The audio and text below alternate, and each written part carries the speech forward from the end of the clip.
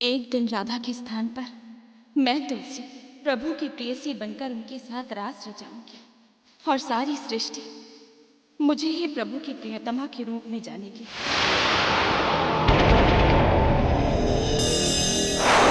तुलसी, तुम्हारे मन में एक ऐसा पाप, तुम तो भली भांति जानती कि राधा और भगवान श्री कृष्ण दो तन और एक प्राण।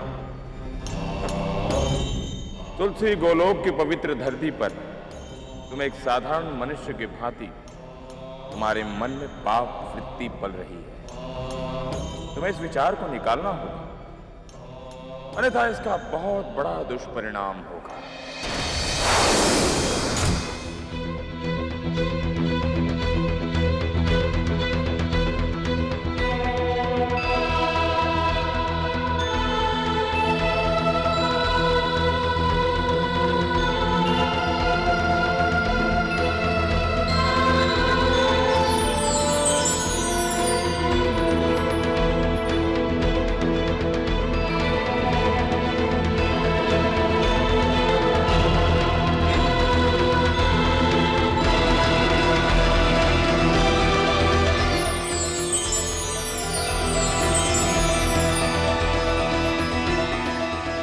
प्रभु, आज मेरा प्रेम सफल होगा। मैं अपना सर्वस्व आपको अर्पण कर दूंगी और राधा की ही भांति आपकी प्रियतमा बनकर सदा सदा के लिए आपके हृदय में बस जाऊंगी।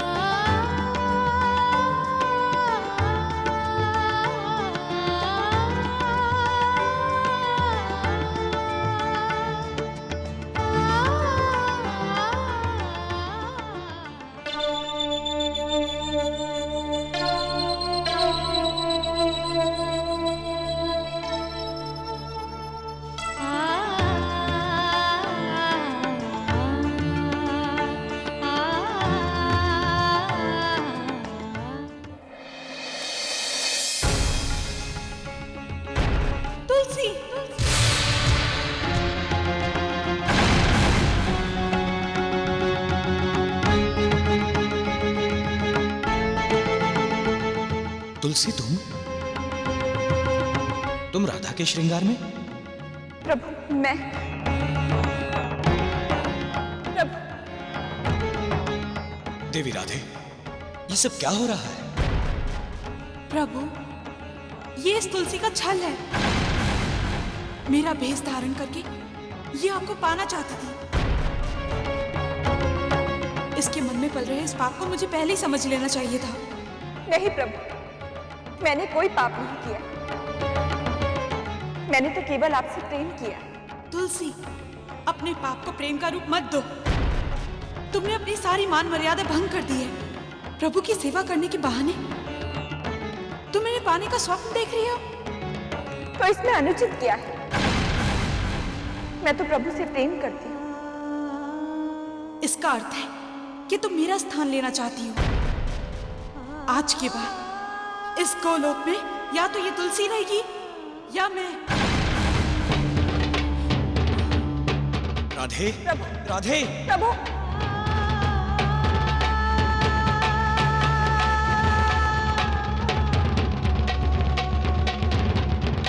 प्रभु, मैंने कोई अपराध नहीं किया। आज आपका आलिंगन पाकर मैं धन्य हो गई। तुलसी,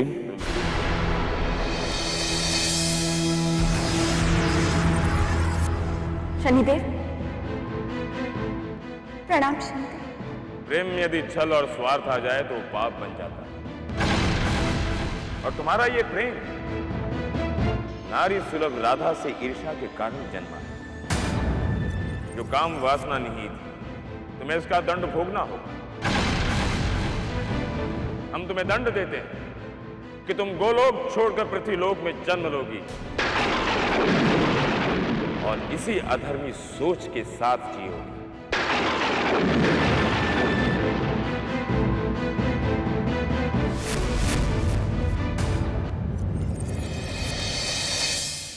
तुम्हारे मन में जो हमें पति के रूप में पाने की इच्छा है, उसे पूरा करने के लिए हम धरती पर अवश्य जाएंगे। किंतु प्रभु, ये सब कब और कैसे होगा? जिन्होंने तुम्हें यह दंड दिया है, वही तुम्हारा मार्गदर्शन भी करेंगे।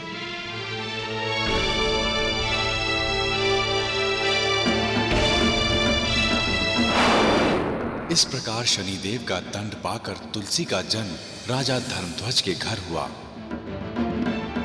राजा रानी ने तुलसी का नाम रखा वृंदा।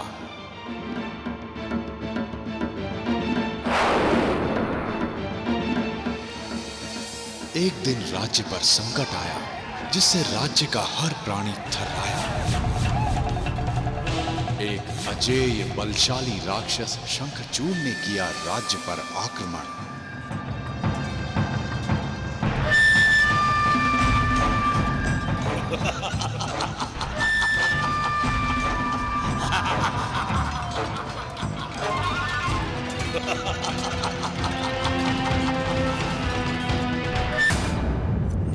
हम अजय हैं, अमर हैं। हमें इस संसार में कोई नहीं हरा सकता।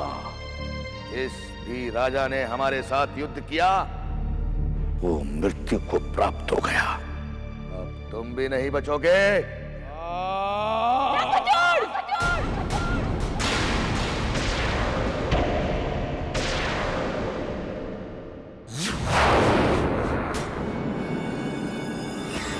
महाराज की ओर बढ़ने से पहले तुम्हें मुझसे युद्ध करना होगा।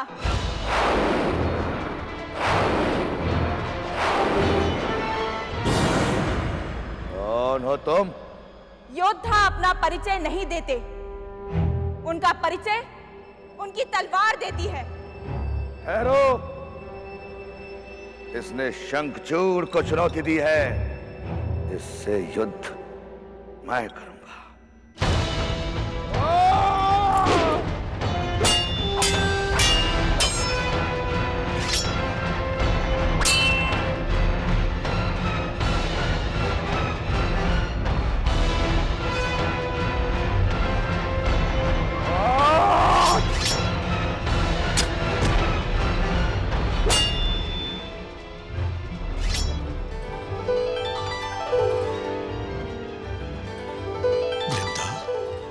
सुंदर, अति सुंदर।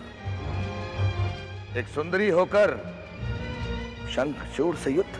मुझे एक साधारण स्त्री समझने की भूल मत करना। मैं तुम्हारा काल हूं।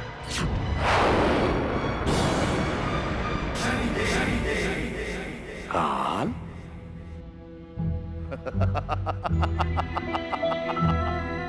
तुम मेरा काल कदापि नहीं हो सकती। परंतु हे सुंदरी, मैं तुम्हारी वीरता और सुंदरता देखकर मुग्ध हो गया हूं। इसलिए मैं तुम्हें वरदान देना चाहता हूं। मांगो, क्या मांगते?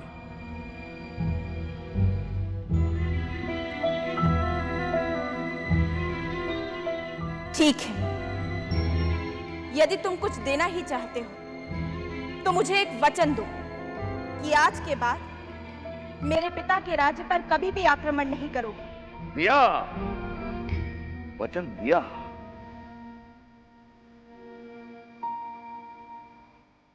राक्षसगण, हम पृथ्वी पर समस्त राज्य पर विजय प्राप्त कर चुके हैं। अब स्वर्ग लोक की बारी है। चलो।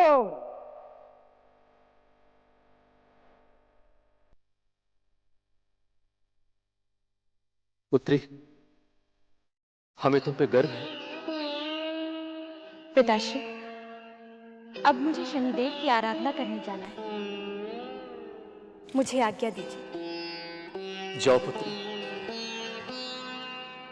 मेरा आशीर्वाद सदैव तुम्हारे साथ है।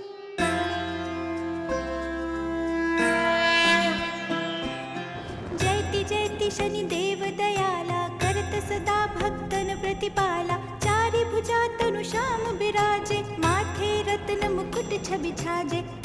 विशाल मनोहर भाला, टेढ़ी दृष्टि भ्रुकुटि विकराला, कुंडल श्रवण चमा चम चमके, ये माल मुक्तन मणि दमके, कर में। वृंदा ने शनिदेव की आराधना आरंभ की और दूसरी ओर राक्षस शंखचूड़ ने इंद्र पर आक्रमण कर दिया।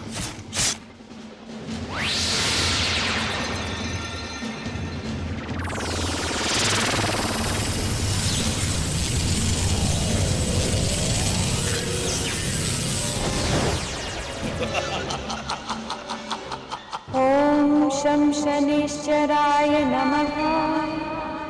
ओम शं शनिश्चराय नमः।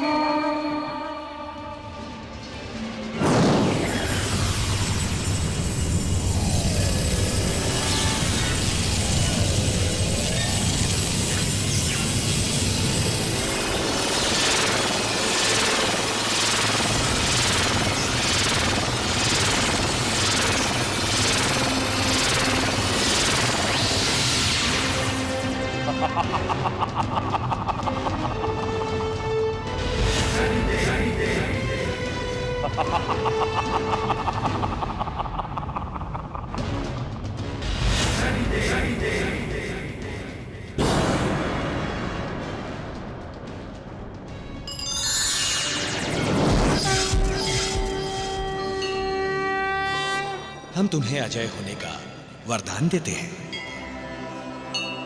और तुम्हारी मृत्यु का संबंध हम तुम्हारी पत्नी के सतीत्व के साथ जोड़ते हैं। तुम्हारी मृत्यु तब तक नहीं हो सकती जब तक तुम्हारी पत्नी का सतीत्व भंग नहीं होता। तुम्हारी मृत्यु तब तक नहीं हो सकती जब तक तुम्हारी पत्नी का सतीत्व भंग नहीं होता।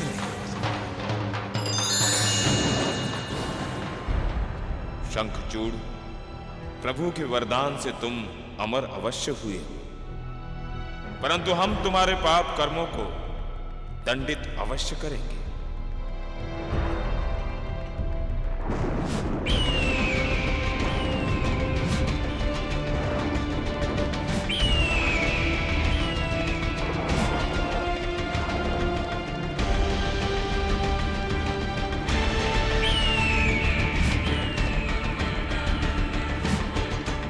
वृंदा,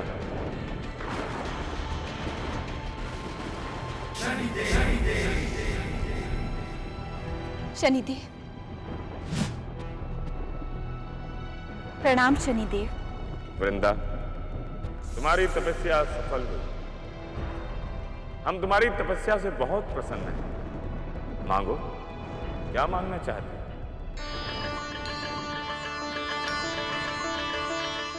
शनिदेव, मेरी केवल एक ही कामना है कि मेरा अपने प्रभु से मिलन हो।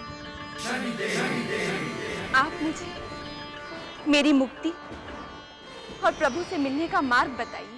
वृंदा, तुम्हारी मुक्ति और प्रभु से मिलन का मार्ग बहुत कठिन है। तुम उस पर चल नहीं पाओगे। शनिदेव, मैं अपने प्रभु से मिलने के लिए कठोर से कठोर मार्ग पर चलने के लिए तैयार हूं। आप मुझे आदेश दीजिए। तुम्हें शंखचूड़ नामक राक्षस से विवाह करना होगा।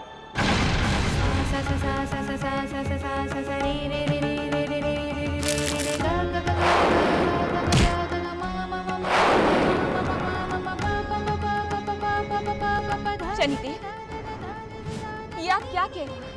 मैंने तो प्रभु को अपने पति रूप में चाहा था और आप मुझे एक राक्षस से विवाह करने के लिए कह रहे हैं। वृंदा, इस सृष्टि का न्याय चक्र इस सृष्टि के हर प्राणी की समझ से परे होता है। यदि तुम प्रभु को पति के रूप में पाना चाहती हो तो तुम्हें शंखचूड़ से विवाह करना ही होगा। सकता है तुम्हारे प्रभु की इच्छा हो।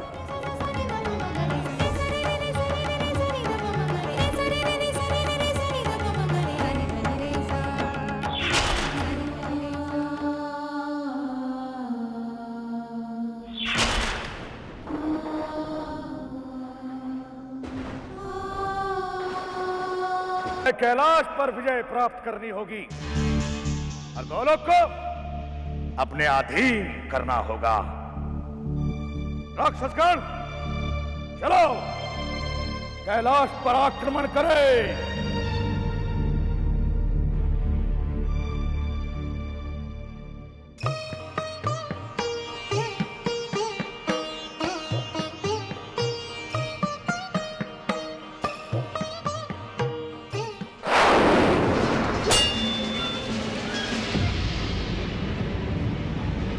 सुंदर, अति सुंदर।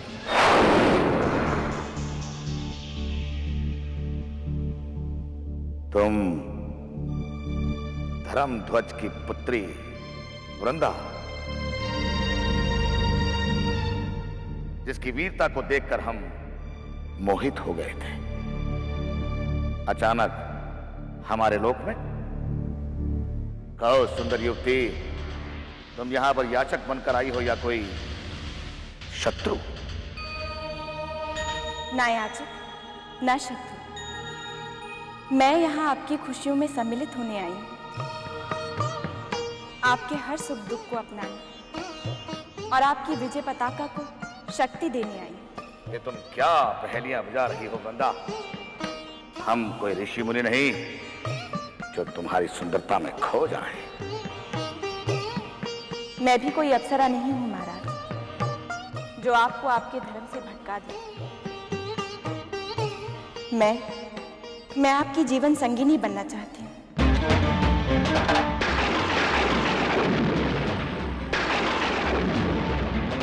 आपसे विवाह करना चाहती हूँ।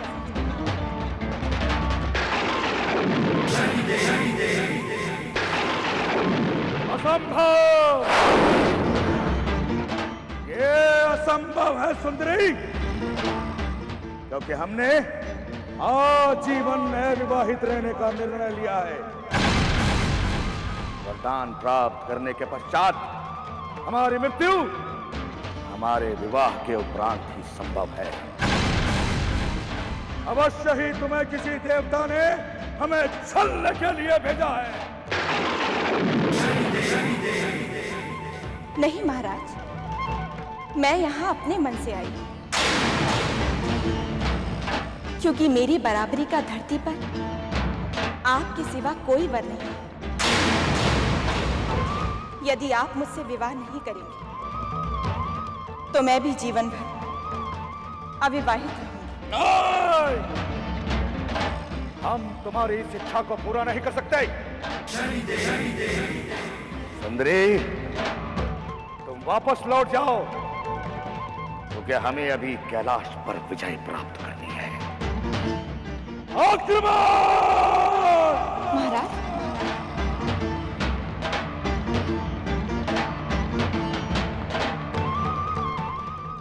यदि इस राक्षस से मेरा विवाह नहीं हुआ तो मेरी मुक्ति भी नहीं होगी। शंखचूड़, तुम्हें तुलसी की इच्छा को पूरा करना ही होगा।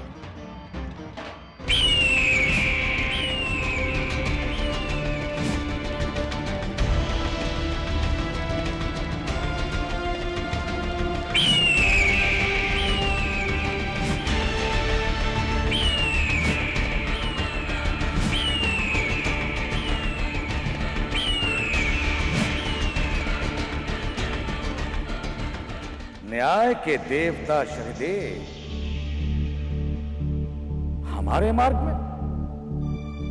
वैसे इस सृष्टि में जो भी अधर्म के मार्ग पर चलता है, हम उसे सद्मार्ग पर लाने के लिए उसके मार्ग में अवश्य आते हैं। वैसे आपकी ये विजय पताका किस ओर जा रही है? शनिदेव, हमने पृथ्वी पर विजय प्राप्त की, इंद्रलोक जीता, और अब कैलाश की बारी है।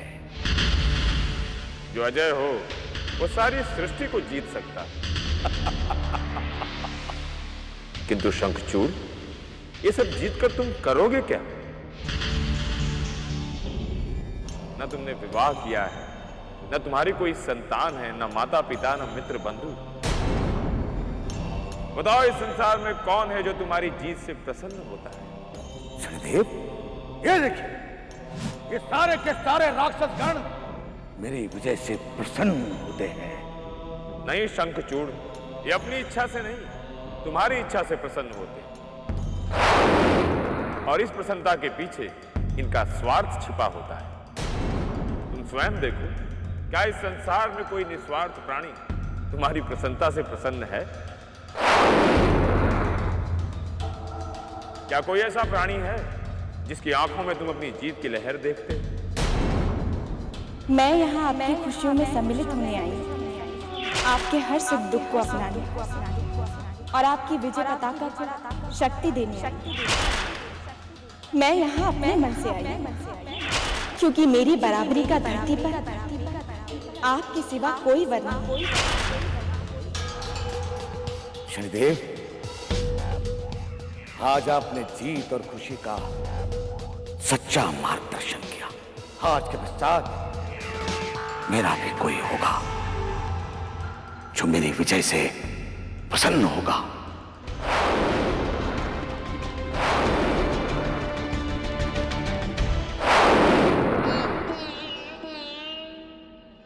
सुंदरी, हमें ज्ञात था कि आप हमारी यहीं पर प्रतीक्षा कर रही होंगी।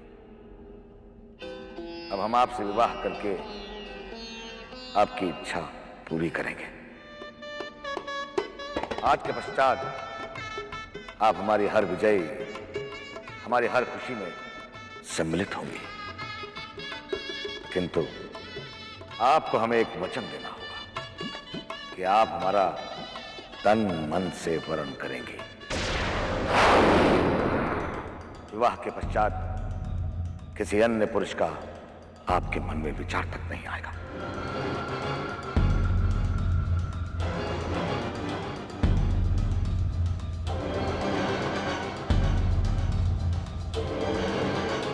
मैं आपको वचन देती हूँ महाराज कि इस जीवन में आपके सिवा मेरे मन में किसी दूसरे पुरुष का विचार तक नहीं आएगा। मेरा तन केवल आपका होगा, इसे और कोई छू भी नहीं पाएगा। इस प्रकार शनिदेव की माया से वृंदा और शंखचूड़ का विवाह हो गया।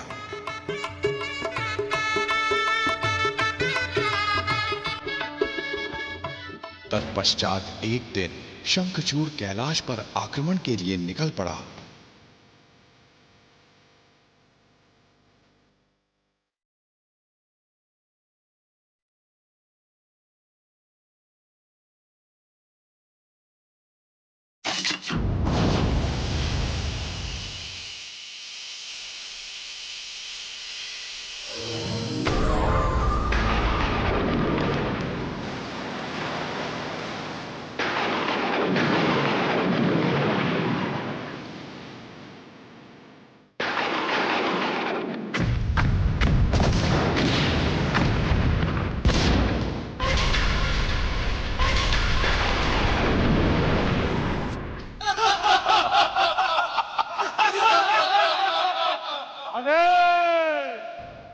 समाधि का समय नहीं, अभी तो पलायन का समय है।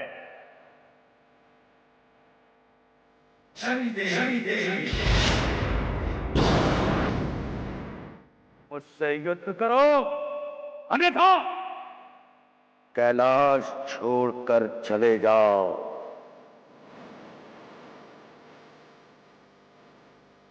गुरुदेव, आप इस पापी से युद्ध कीजिए, तभी इसके बुरे कर्मों का दंड मिलेगा।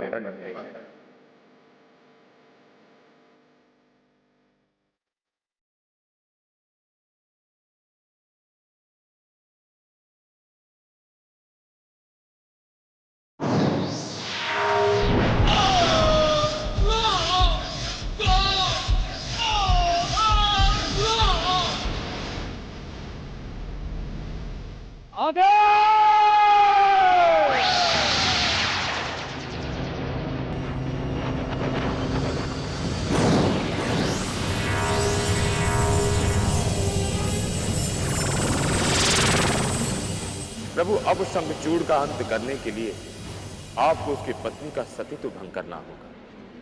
ये आप क्या कह रहे हैं शनिदेव? हाँ प्रभु, वो दुष्ट शंखचूड़ का अभिमान और अत्याचार इतना बढ़ गया है कि उसने गुरु महादेव को युद्ध के लिए ललकारा। वो देखिए।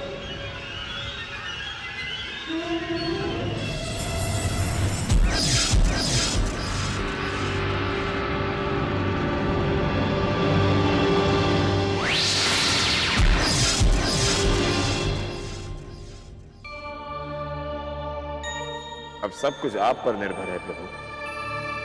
अब शंखचूड़ की पत्नी का सतीत्व केवल आप ही भंग कर सकते हैं, क्योंकि आप उसके मन में बसते हैं। प्रभु, शंखचूड़ की पत्नी कोई और नहीं, तुलसी है,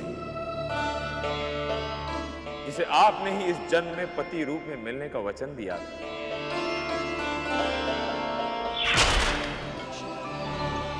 ठीक है, यदि इसी में धर्म की रक्षा है तो हम अवश्य जाएंगे। धर्म की रक्षा करने के लिए तो हमने वराह का रूप भी धारण कर लिया था। हम वृंदा का सतीत्व भंग भी करेंगे। इसी में एक राक्षस का अंत है और एक देवी का उद्धार।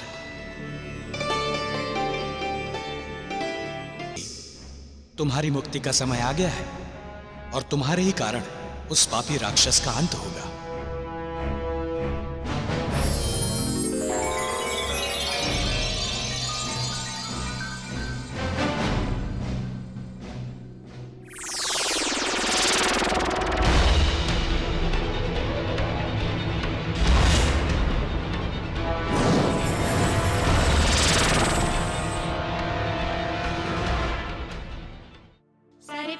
महारानी, आपने बहुत अच्छा भाग्य पाया है जो महाराज जैसे पराक्रमी पति आपको मिले हैं।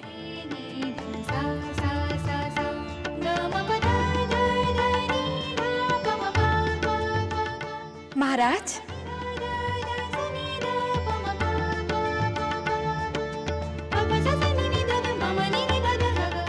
स्वामी, आप युद्ध से लौट आए। आपकी याद हमें व्याकुल कर रहे थे।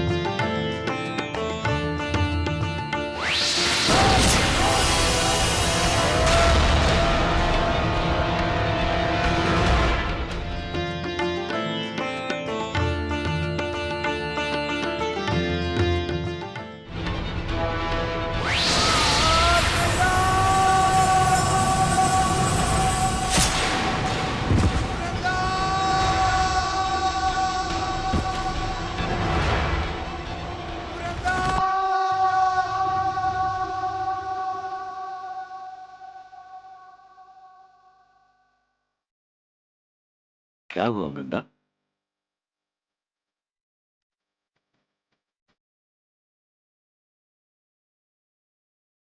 कौन हो तुम? वही जो सदा तुम्हारे मन में रहता है। नहीं, तुम मेरे पति नहीं हो, तुम कोई और। बोलो, कौन हो तुम?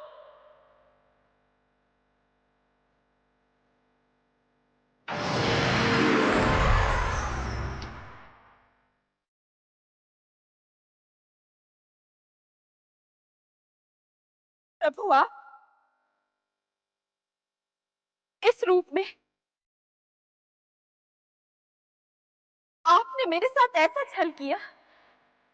वृंदा, मैंने तुम्हारी इच्छा पूरी की है। तुम्हारी यही इच्छा थी ना कि तुम तन मन से मेरी हो जाओ। हाँ, मैं आपको पति रूप में चाहती थी, पर इन परिस्थितियों में नहीं। तुलसी, एक राक्षस का अंत और तुम्हारा उद्धार करने के लिए यह आवश्यक था। अन्यथा मैं कभी तुम्हारा उद्धार नहीं कर सकता था। अब मैं तुम्हें पत्नी के रूप में स्वीकार कर सकता हूं।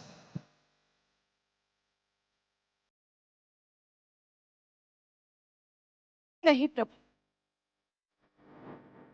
आपने मेरे साथ छल किया है।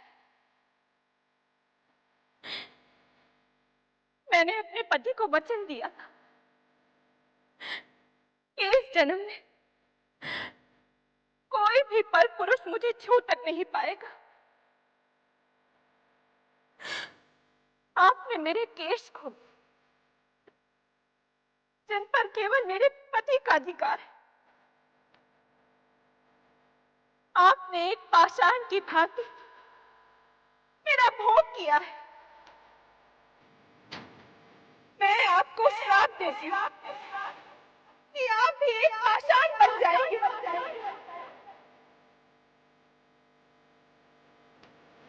वृंदा, मुझे तुम्हारा यह श्राप स्वीकार है। तुम्हारा यह अपवित्र शरीर एक पवित्र नदी बनकर बहेगा, और उसी नदी में तुम्हारे इन केशों से एक पौधा जन्म लेगा,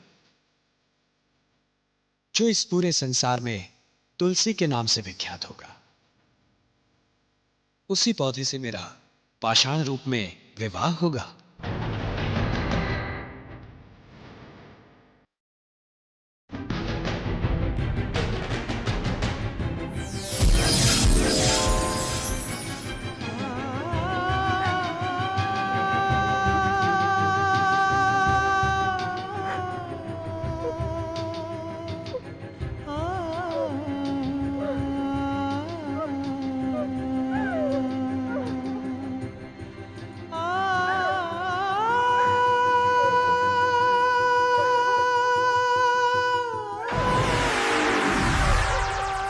वृंदा, वृंदा, रोना बंद करो और रेणु पर्वत पर जाओ, जहां तुम नदी के रूप में बहोगी और तुम्हारा उद्धार होगा।